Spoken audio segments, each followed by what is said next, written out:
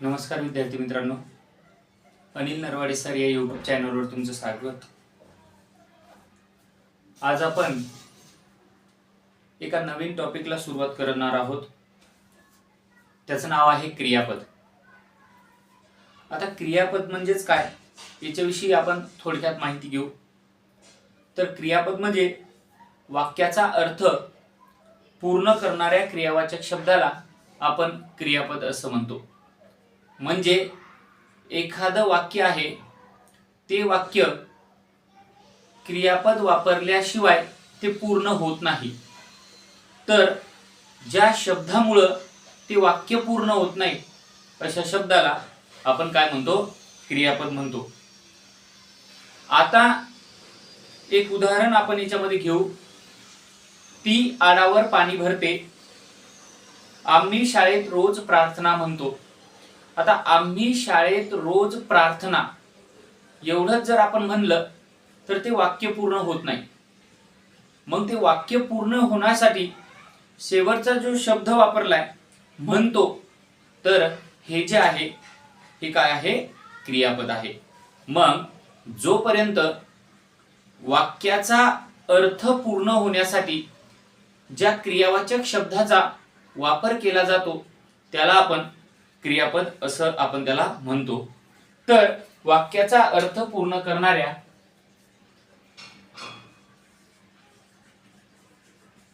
वाक्याचा अर्थ पूर्ण करणाऱ्या क्रियावाचक शब्दाला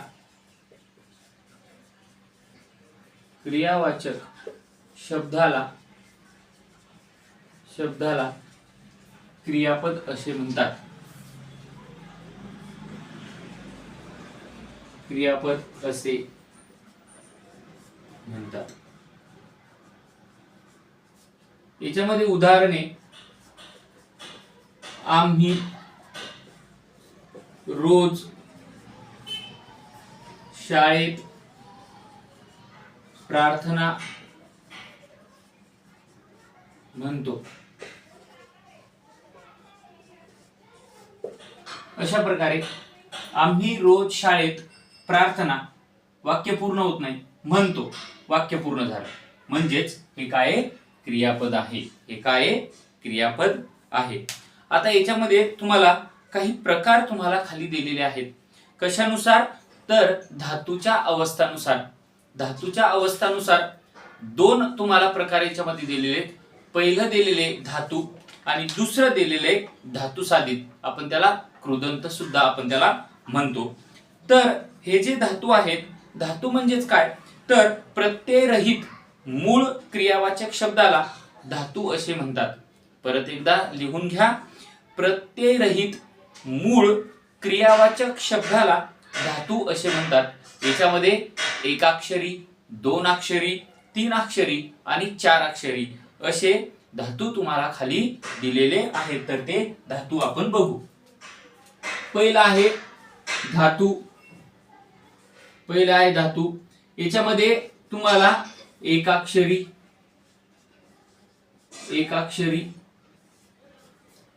दोन अक्षरी,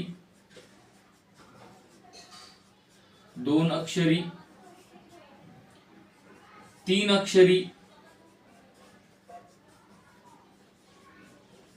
अक्षरी आणि चार अक्षरी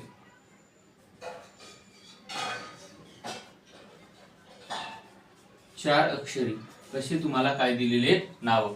मग एक अक्षरी ए, खा, दे, ए, खा, दे। दोन अक्षरी म्हणलं कर, बस अशा प्रकारे।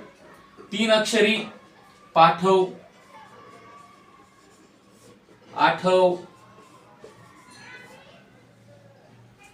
हरव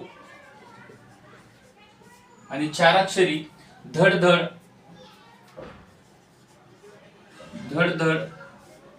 सळसळ, गडगड,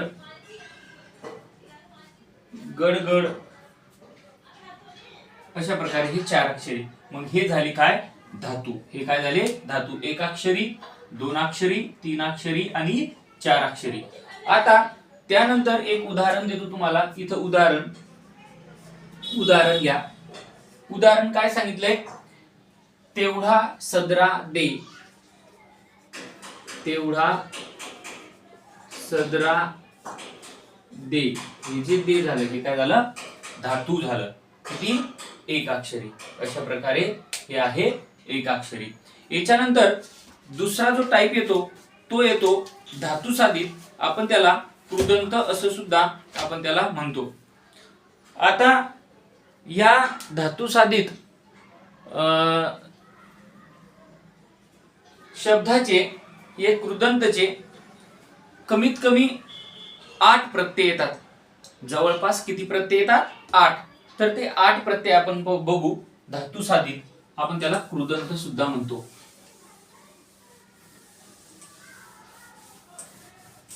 आता याच्यामध्ये विभक्ती प्रत्यय सुद्धा आपण याच्यामध्ये म्हणू शकतो, जे विभक्ती प्रत्यय असतात धातू साधित किंवा कृदंत. दुसरं येतं धातू साधित किंवा आपण त्याला कृदंत असं सुद्धा आपण त्याला म्हणतो. आता याच्यामध्ये याचे प्रकार किती पडतात? तर 8 प्रकार पडतात. किती प्रकार पडतात? 8 प्रकार याच्यामध्ये पडतात. आता धातू साधित नाम म्हटलं की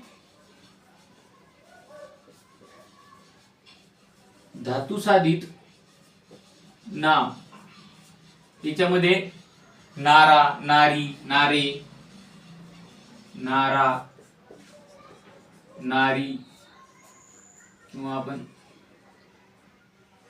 नारा, नारी, नारे अशा प्रकारे. याच्यापासून हसणारा, हसणारा, रडणारी, त्यानंतर गाणारे,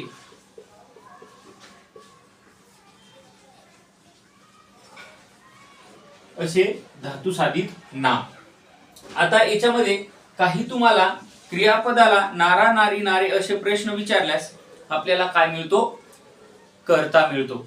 आता याच्यामध्ये आई भाजी चिरते. आता याच्यामध्ये आई भाजी चिरते. मग क्रियापदाला प्रश्न विचारायचा काय, कोण, चिरणारी कोण? आई. मग आई काय? तर कर्ता आहे. आई काय? कर्ता. म्हणजे नारा, नारी, नारी यानं जर क्रियापदाला प्रश्न विचारला तर आपल्याला काय मिळतो? कर्ता मिळतो. काय मिळतो? कर्ता आपल्याला मिळतो. आता याच्यामध्ये तुम्हाला काही अज्ञार्थी वाक्य कर्ता स्पष्टपणे दिलेला नसतो, पण कर्ता समोरची व्यक्ती असल्याने आज्ञार्थी वाक्याचा कर्ता नेहमी तू, तुम्ही असा असतो. म्हणजेच काय? दुसरं, तू, पाणी आण, आणणारा कोण? तू, कोण, काय. इथं कर्ता जरी नसला तरी इथं तू आणि तुम्ही असे तिथं विचारले जातात. आता याच्यामध्ये काही धातूला ता, तो, ती, ते, ला, लो, ली, ले, इल असे प्रत्यय लागले तर अशा धातूला नारा, नारी, नारे प्रत्यय जोडून कोण, काय असा प्रश्न विचारल्यास आपल्याला काय मिळतो? कर्ता मिळतो. हे आपण काय केलेले बघितलेलं आहे. तर याच्यामध्ये तुम्हाला काही विभक्त्या दिलेल्या आहेत. ह्या ज्या विभक्त्या आहेत ह्या विभक्त्या आपण नंतर बघू, पण जवळपास 8 आहेत. याच्यामध्ये नेताना, आता याच्यामध्ये काही हे फक्त लक्षात ठेवा, नंतर आपण ते बघणारच आहे. नेताना, वेलात, ऊन, ता अशा प्रकारे हे काय आहेत 1 2 3 4 5 6 7 8 असे 8 आहेत 1 2 3 4 5 6 7 8 असे 8 आहेत. तर हे तुम्ही पाठ करून ठेवा, हे तुम्हाला कुठेही विचारतात. आता पुढच्या याच्यामध्ये आपण एक महत्वाचा जो टॉपिक आहे तो महत्वाचा टॉपिक आपण घेणार आहोत. क्रियापदाच्या अर्थावरून याचे किती प्रकार पडतात? 6 प्रकार पडतात. तर हे 6 प्रकार कोणकोणते आहेत तर पुढच्या लेक्चरमध्ये आपण घेऊ. तर अशाच नवनवीन व्हिडिओसाठी, मराठी व्याकरणसाठी, सायन्स 8वी 9वी आणि 10वी साठी आणि गणिताचं जे बेसिक आहे किंवा गणिताचे जे काही महत्त्वाचे टॉपिक आहेत ते टॉपिक बघण्यासाठी काही प्लेलिस्ट तुम्हाला दिलेली आहे. त्या प्लेलिस्ट मध्ये जा आणि त्यानंतर ते व्हिडिओ तुम्हाला तिथे दिलेले आहेत ते बघून घ्या. आणि व्हिडिओ जर आवडले असतील तर व्हिडिओला लाईक करा, शेअर करा आणि सबस्क्राईब करा. थँक्यू, धन्यवाद.